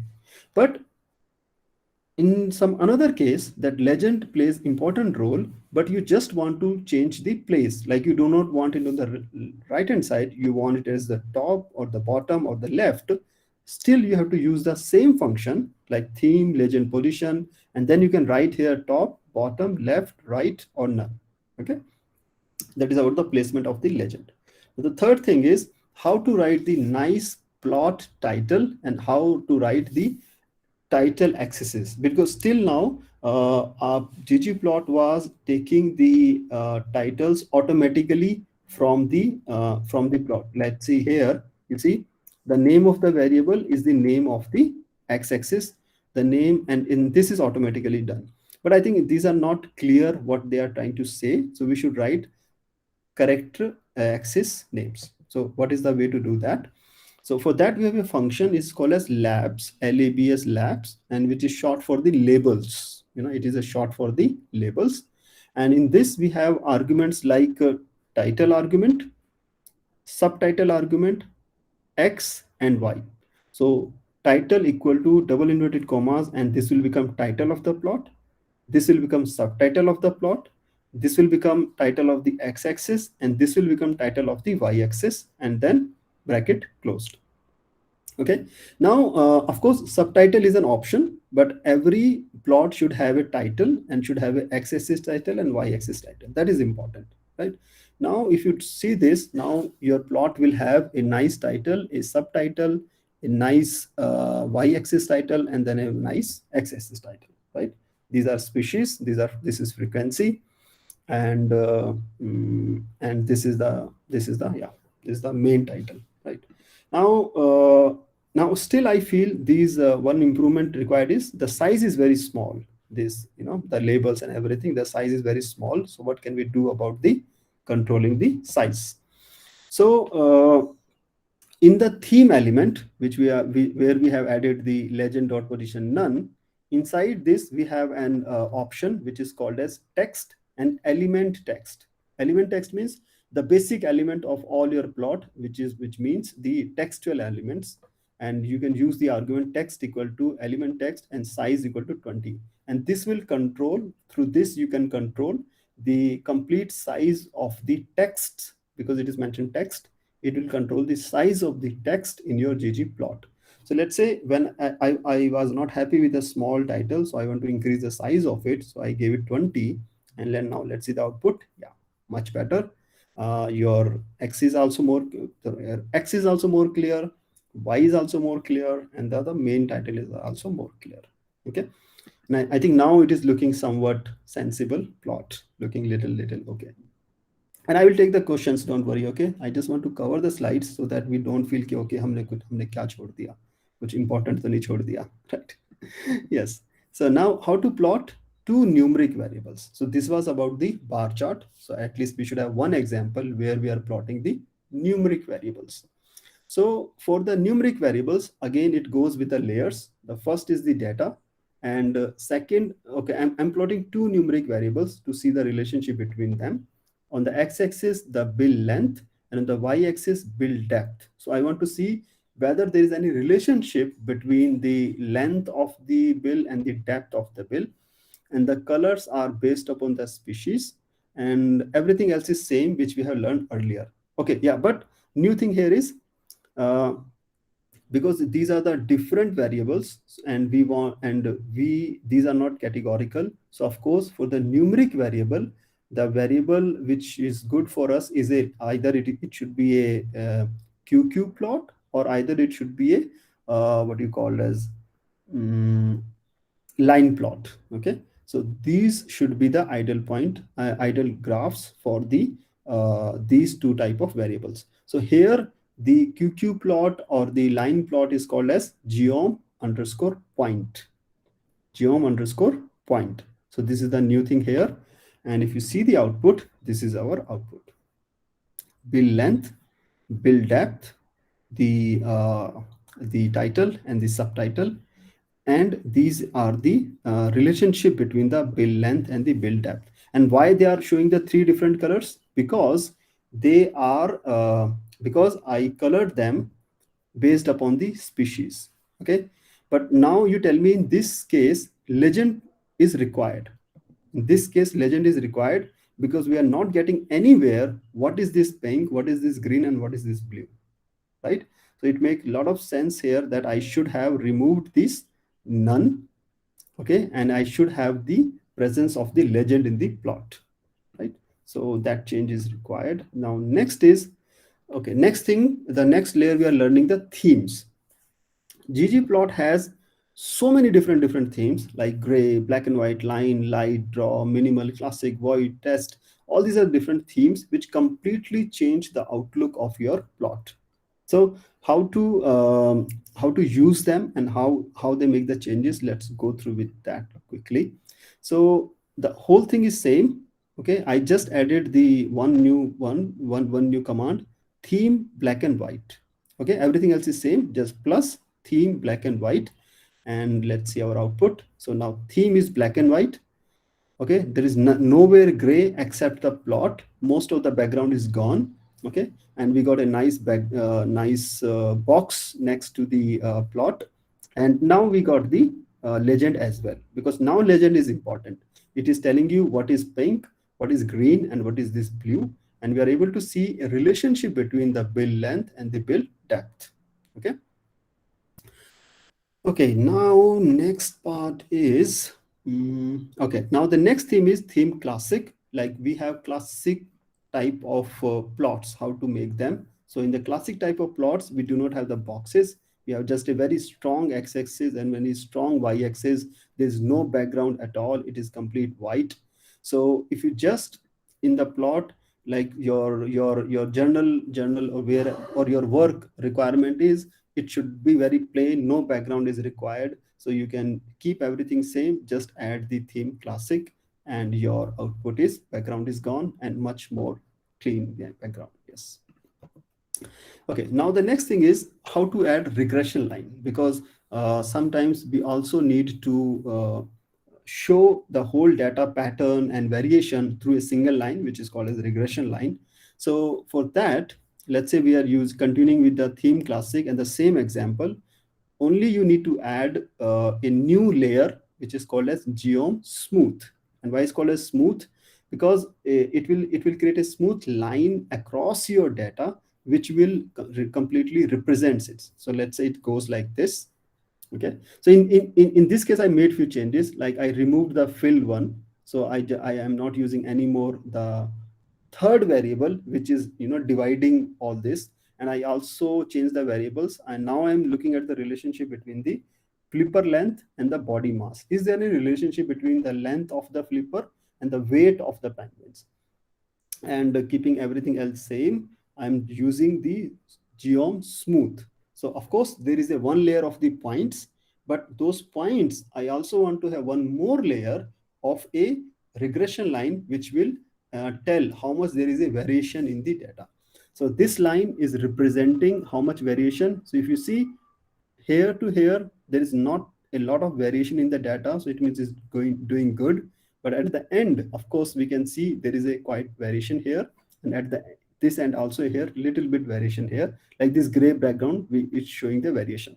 Of course, so and of course you can make all the changes, like making this line straight. You can using the general linear modeling. You can remove this background if you do not want. But this is also one important feature which most of the plotting journals they require, where we need it. Okay, now yes, these are some of the more resources which you will find in these slides. Okay, and now we have exactly 10 minutes for the question answer, right? So after this we have just question answer. So please now one by one you can ask me wherever you got stuck, or for the places where you feel okay, this just went above my head, I did not get any clue what is happening. So now we can go to one particular slide and we can ask, you can ask the questions. Yes, please. So, sir, can you show again that model of bill length and width depth one? Yeah. No, this previous one, sir. Mm, 1 second. No, 1 second. This one? Yes, yes, yes. And what is the chunk commands for that?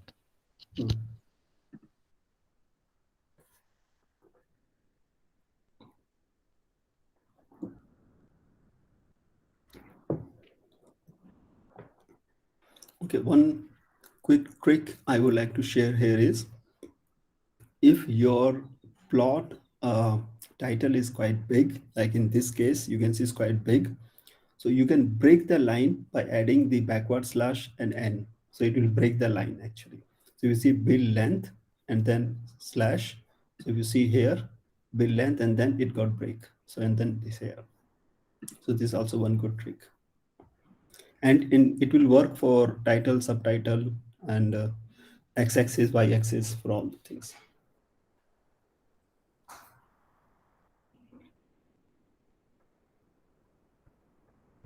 Okay, so good.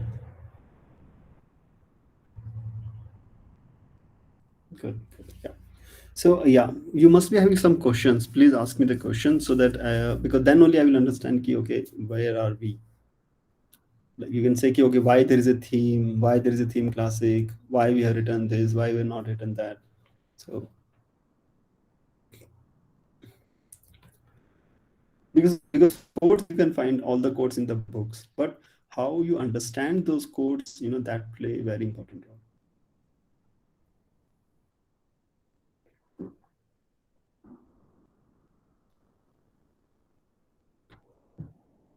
Okay, no questions. We do not have any questions.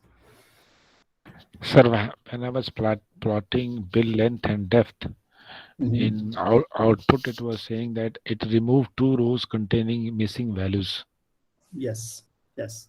So this is called as a message in R. Like sometimes R is doing few things without telling you, just to continue the function. So what happened to make this plot nicely?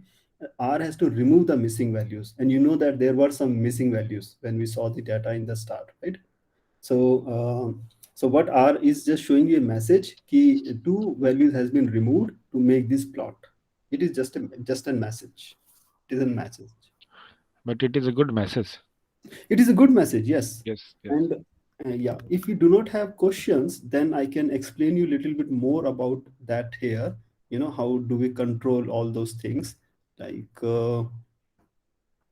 let me check if I have used anywhere. Okay, I have not used anywhere.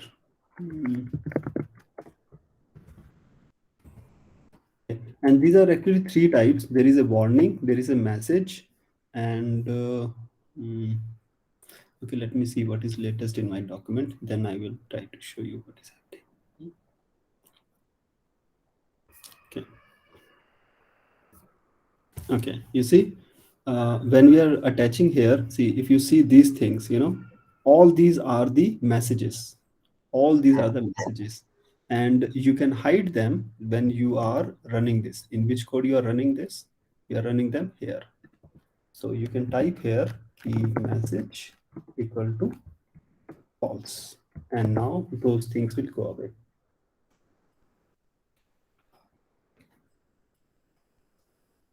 Yes, you see now those messages are gone.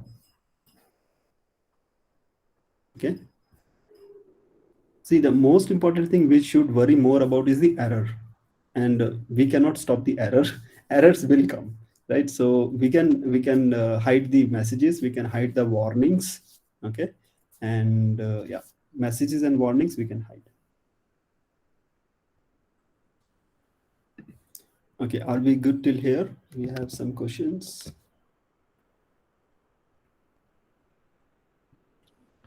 Even library command is visible on output, Yes, because you know that we learned in the last session there is something called as echo, and which controls the visibility of the commands. Okay. Yes. But there is one fantastic thing here. You need not to change those things for every what you say every chunk. So what you can do is you can create one setup, and setup will decide the chunk behavior for all the chunks. So like even I forgot how to do this. I forgot set. See, let me Google how to do that. I just lost it. How to set global chunk options. Yeah, it was meter ops. Yes. Okay. So it was meter ops chunk and dollar set. Now, if you write here echo equal to false, so now what this function will do, it will control the chunk behavior of all the chunks in my sheet. See, so I have written here false. So now if I run my sheet, all the chunks code in my document will become invisible. You see, you are seeing the output. Nowhere you will see the chunk. Okay, see, this is the output, this is the output, these are the warnings, right? But you will not see anywhere chunk code, right? Because the chunk echo is now false, right? The chunk echo is false now. Similar way, from here you can also add, let's say I do not want any warning anywhere in my document. I do not want any message anywhere in my document. Okay, I want all my figures dot align. I want all my figures in the center. Okay, you want me to type. So you can give this global options as well, so that you need not to typeset everything. Now you see, now your document is more clean. Now you have except first, everything is visible. Oh, sorry, everything is gone now. Only the output, only the images, all images in the center, right? This way you can control. Now you can hide this as well, of course. You need to write only for this equal to false, and this is gone. Okay, I think we covered quite significant amount of things, I think. So, and yeah, and see, this document is working. Yeah, pretty nice. You see, we are creating this. Okay, how many of you are? How many of you think that we are doing okay, and we are on the right track? Practice is required. Practice is required. Yes, I completely agree with you. See, and the most important practice here is Googling the error. If you forgot something, how to Google it and then find the answer, and then you utilize it. And nobody can remember. There are several jokes about the codes. There is one box next to you, and every time you search Google ggplot thing, you have to put one coin inside. And people say now they have thousands of coins. Everyone search. Nobody can remember all the functions every time. Yes. like in front of you, you know that I forgot system.date and dot system. It is very obvious. So and that is a also, I never recommend make your brain a memory house. For that, Google is good. Let Google do that work. We need to train our brain to more to be analytical, and how to use those function in a more analytical way. There we need to put emphasis, right? Codes you can check through the books. At the end of the slide, there are 3 resources I have shared. One is ggplot book, another is cookbook, third is a very fantastic website where you can learn lots of good things about ggplot. Okay, so yes. Now tomorrow we are going to learn data wrangling, which is like how to transform the data, calculating new variables from the existing variables, how to reduce the, and doing everything without touching the Excel file. The dragging, dropping, and always double checking whether you have dragged the right columns or you have minuses the right rows. You can overcome that fear. So that is the wrangling part. And then Saturday we will cover the slide making, like you have seen the slides which I'm using for these sessions. So if you also want to make similar slides, we will do that in 5th session, that is using Sharingen.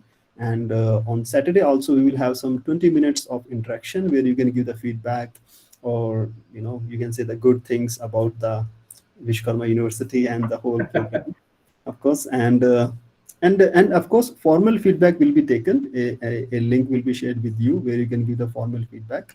And just like assessment 1, I will also share the assessment 2.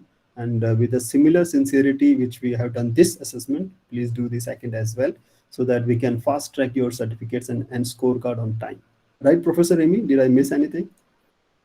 No, sir. In fact, I was about to say the same thing, that today we have received 20 successful submissions from different 20. participants, I'm sure. Yes, 20 is the number, yes, sir? Yes, 20 only, yes. 20. Yes. So out of that, like, as it was said earlier, like your attendance as well as your assessment is the mandatory requirement for a successful completion